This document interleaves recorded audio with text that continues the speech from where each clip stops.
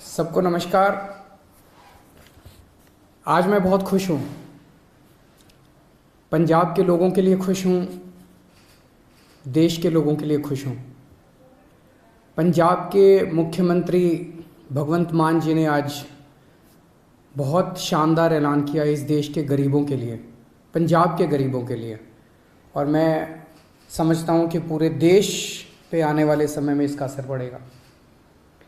भगवंत मान जी ने ऐलान किया है कि पंजाब में गरीबों का राशन उनके घर घर तक पहुंचाया जाएगा।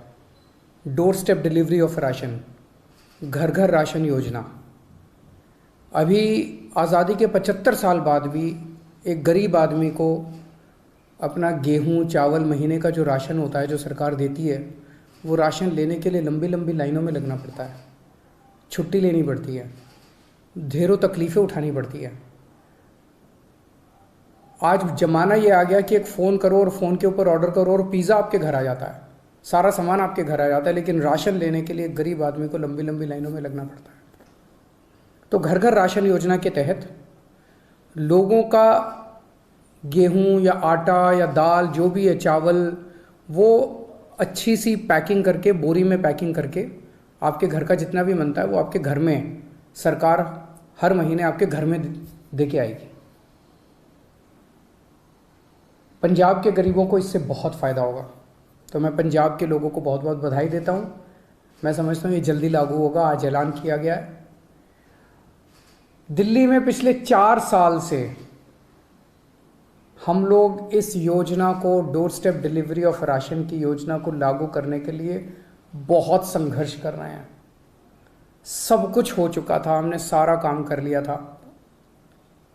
केंद्र की भाजपा सरकार ने इसको रोक दिया, इसे करने नहीं दिया। ये सही नहीं है। लेकिन अंग्रेजी में एक कहावत है, you cannot stop the idea whose time has कम।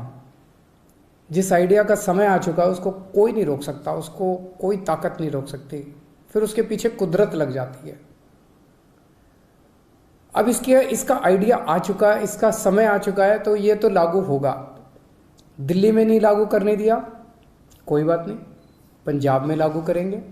पंजाब में लागू होगा, सारा देश देखेगा, सारे देश के लोग इसकी मांग करेंगे, पूरे देश में लागू होगा। जैसे आज मोहल्ला क्लिनिक दिल्ली में बने, पूरे देश में बन रहे हैं। दिल्ली के अंदर जो जो चीज़ें लागू कर रहे हैं, पूरे देश में लागू होती जा रही हैं।